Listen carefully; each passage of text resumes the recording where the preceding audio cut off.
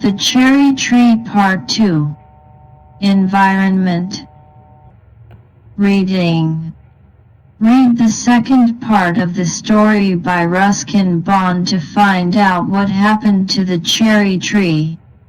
Towards the end of the rainy season, new leaves appeared on the tree. Then a woman cutting grass cut the cherry tree in two.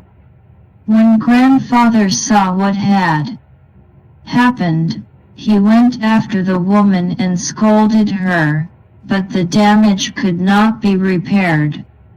"Maybe it will die now," said Rakesh. "Maybe," said grandfather. But the cherry tree had no intention of dying. By the time summer came around, it had grown several new shoots with tender green leaves. Rakesh had grown taller too. He was 8 now, a sturdy boy with curly black hair and deep black eyes. Blackberries, grandfather called them. That monsoon Rakesh went home to his village, to help his father and mother with the planting and plowing and sowing. He was thinner but stronger when he came back to his grandfather's house at the end of the rains, to find that the cherry tree had grown another foot. It was now up to his chest.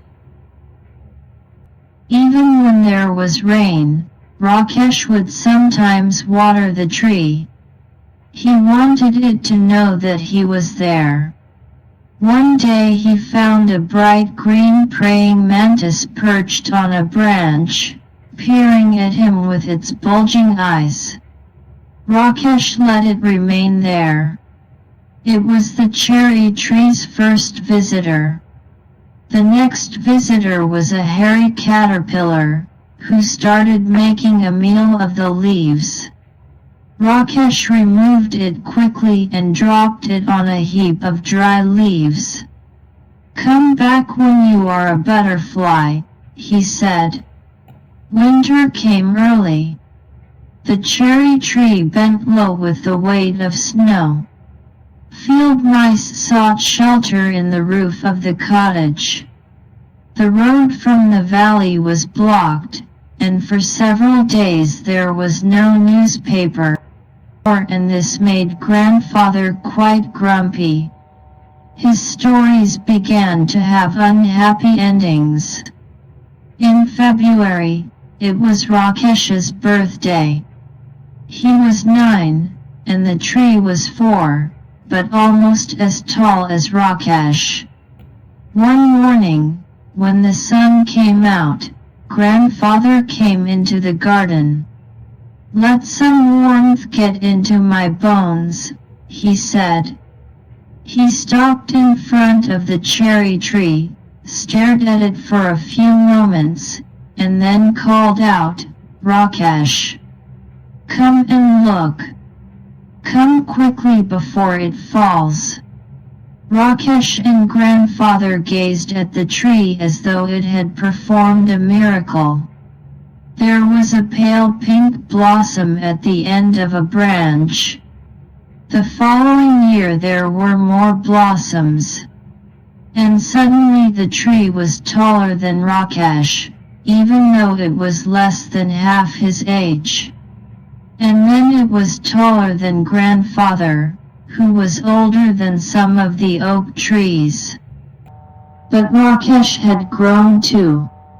He could run and jump and climb trees as well as most boys, and he read a lot of books, although he still liked listening to grandfather's tales. In the cherry tree, bees came to feed on the nectar in the blossoms, and tiny birds pecked at the blossoms and broke them off. But the tree kept blossoming right through the spring, and there were always more blossoms than birds. That summer there were small cherries on the tree. Rakesh tasted one and spat it out. "It's too sour," he said. "They'll be better next year," said Grandfather. But the birds liked them, especially the bigger birds, such as the bulbuls and scarlet minivets, and they flitted in and out of the foliage, feasting on the cherries. On a warm sunny afternoon, when even the bees looked sleepy, Rakesh was looking for Grandfather without finding him in any of his favorite places around the house. Then he looked out of the bedroom window and saw Grandfather reclining on a cane chair under the cherry tree. "There is just the right amount of shade here," said Grandfather. "And I like looking at the leaves." "They're pretty leaves," said Rakesh. "And they are always ready to dance, if there's breeze." After Grandfather had come indoors, Rakesh went into the garden and lay down on the grass beneath the tree. He gazed up through the leaves at the great blue sky, and turning on his side, he could see the mountains striding away into the clouds. He was still lying beneath the tree when the evening shadows crept across the garden. Grandfather came back and sat down beside Rakesh, and they waited in silence until it was dark. "There are so many trees in the forest," said Rakesh. "What's so special about this tree? Why do we like it so much?" "We planted it ourselves," said Grandfather. "That's why it's special?" "Just one small seed," said Rakesh, and he touched the smooth bark of the tree that had grown.